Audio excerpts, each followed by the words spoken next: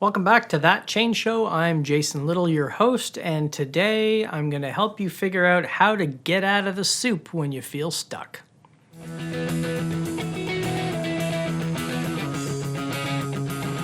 Welcome back to That Change Show, a weekly 15-minute show where I take your questions from workshops I've held or lean coffees I've participated in and figure out how you can nudge your change forward. So I did a lean coffee session recently with a group from Jorge Ulsen's class, and it was in Spanish, and yo hablo un poco español. But the one thing I do like about doing so many of these sessions in different languages is it forces you to be very specific on language, and it forces you into a place of really having to understand the question and be very careful about the words that you're choosing. And this is a question I've had so many times over the years, no matter where I go. So back in 2014, when the book came out, I like to call it the most boring world tour ever, the Change Management World Tour from 2014 up until we weren't allowed to go outside anymore. And I went to, I think, about 12, 13 different countries, and that was doing a whole bunch of things, like doing workshops, doing some coaching and consulting, bunch of other things, just visiting companies. So if I would be traveling somewhere, I would try to pop in on companies that I've visited before or find companies in the area that were doing transformations. And really, I wanted to find out why they were getting stuck, what was getting them unstuck.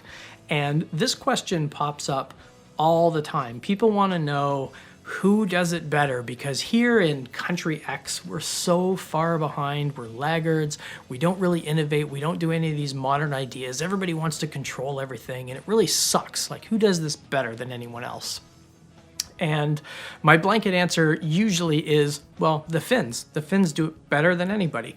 And generally speaking, in Scandinavia, they're more progressive, they're more open to ideas. And there is that stereotype about the Finns. There's always the education system is always one of the best in the world. There's always lots of articles about how awesome and progressive their society is. And it doesn't mean that everything in Finland is great and everything else everywhere sucks. It's just kind of my experience of going back to Scandinavia so many times, in particular Finland, and just seeing how they have a knack for extracting every little nugget of information out of anything. Like, I'll do an exercise on the Agile Manifesto, which is pretty simple by any stretch. Even if they've known it since 2001 and they've worked in Agile organizations, for the last 15 years, they'll find a way to extract one more thing they didn't see before. So that's usually why I come up with that answer, but there is no answer to that question.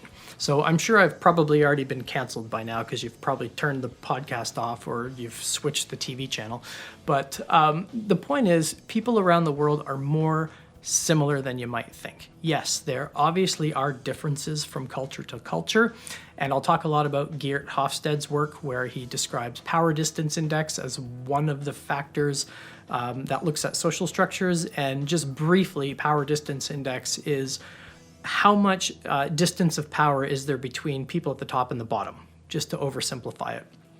So, for example, if you go to Scandinavian countries, Finland in particular, it's a very low power distance index. That means the people at the top and the bottom can talk freely with each other and work together to solve problems. And yes, that's a bit of an oversimplification, but there isn't that strong sense of thou shalt follow the hierarchy. Now, if you go to China, India, Russia, or some other companies that scored higher on that power distance index, there's more of the phenomena of respecting the chain of command, following the chain of command. People outrank each other in the organization and in social structures, and it makes change, co-creation, and those things more complicated. So this lean coffee was in Latin America. There were people from all over the place. There were people from memory, Costa Rica, Venezuela, Colombia, Argentina, Chile, and generally speaking, they believe there is more of a tall power distance index. So there is more of a strong sense of hierarchy there. So, who does this better? Because we're so far behind, we've got such that old mindset. And really, when it comes down to it, saying that people are more similar than different, we all want to feel accepted, we all want to feel valued, We all want to feel like we're making a contribution and we enjoy our work and we have a sense of purpose. There's 10 million different types of Daniel Pink type of motivational things that explain what makes people tick. So I think we're more similar than we are different. But really, in the opening I talked about how to get out of the soup. It's not so much about that power distance index and the different countries and cultures and stuff like that. It's more when you're in the soup, you can't see out of it. There's this notion that, hey, you got to think outside the box. You can't think outside the box. That's why there's a box. You can't see when you're sucked into the soup.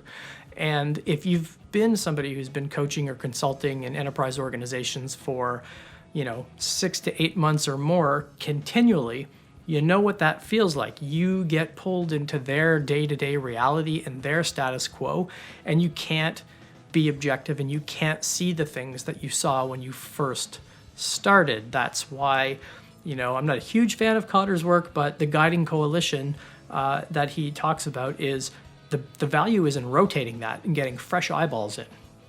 So when it comes to trying to find out, how do I get out of the soup when I'm stuck? Part of it is you can't see your way out of it. So connecting to people globally, which is so easy to do nowadays, and getting a different perspective.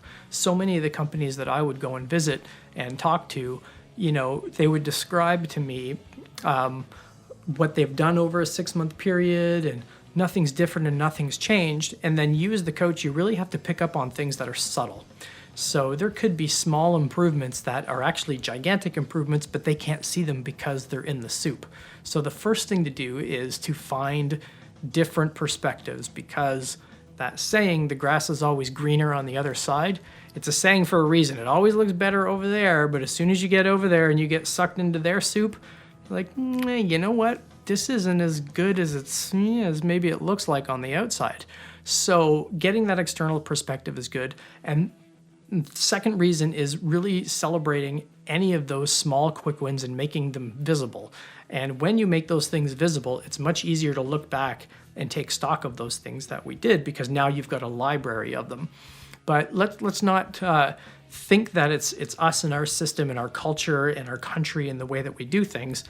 Yeah, it's a factor, but it's not the most important factor. The next part of the conversation was really around, I guess, my observations that it's not so much the country, but it's the industry. Go into a bank anywhere, you're going to be in a bank. I mean, there's no other way to say it. A bank is a bank is a bank is a bank.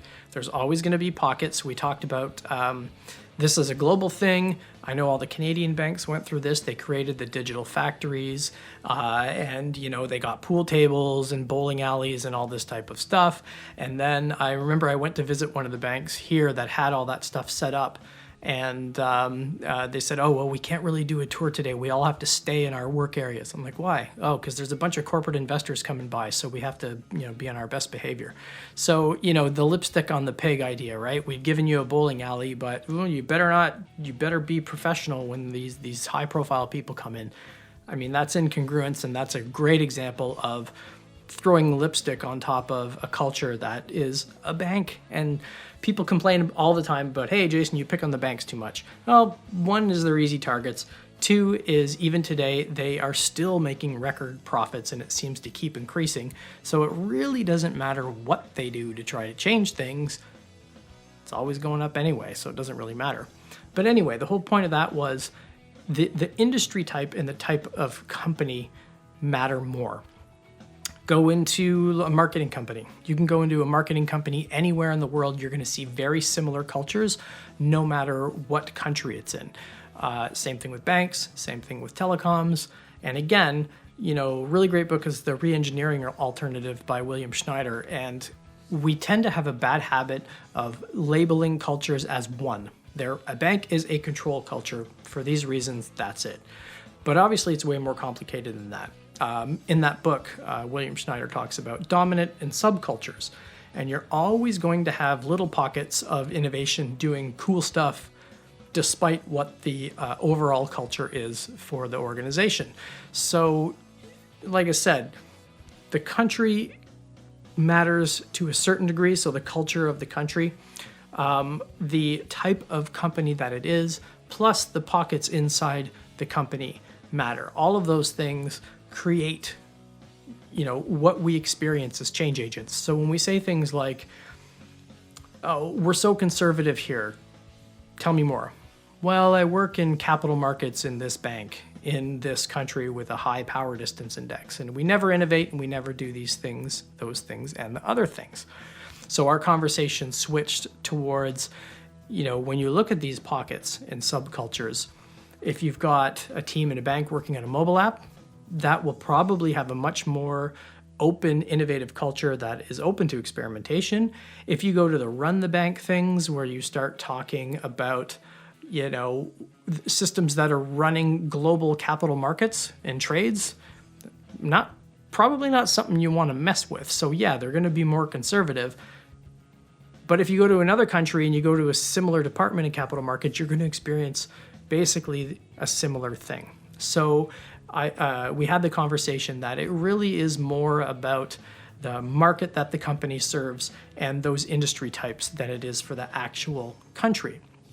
So what I did say is that when you look at the interest of more modern practices like lean change and management 3.0 in Latin America, for example, that's a good example of a desire to want to do something differently because there are so many people interested in agile and more modern ideas in those markets compared to, say, the US. And it's not to say that the US is lagging behind, but North America in general, especially the US, is more conservative from what I find. They live by the you don't get fired by hiring IBM principle, which is get the best of breed and the biggest and the most profitable and the most well-known, because that's just what you do. You'll never go wrong by picking a best of breed company or practice. So it is going to be different from country to country. It's going to be different from company to company. But generally speaking, there's a whole bunch of factors that really make us feel like we're stuck in the soup as change agents. So it's important to get out of your own head, get an external perspective, and get a wide variety of experience by going to different companies and just seeing how they do things, and maybe even inviting people in to come in and reflect back what they see. I used to hire my own coaches when I was coaching organizations, and I would get okay from the client. I would say, hey, I want to bring this person in just to bounce some ideas off of. I'm paying for it. It's not costing you anything. If there's an NDA or something we have to sign, go for it, because I'm too far in the soup and I can't really see objectively. So you get that person to come in from the outside and they can spot the obvious things pretty quickly. So just to wrap this up, again, don't beat yourself up too much because it always looks nice and shiny over there on the other side of the fence. As soon as you get over the other side of the fence, you're just as likely to step right in it. I'm Jason Little, your host of That Change Show. If you're watching this on YouTube, hit that like and subscribe button, and also subscribe and follow in your favorite podcast reader. And again, you can see all of our episodes at thatchangeshow.com or the video versions at leanchange.tv. I'll see you next time.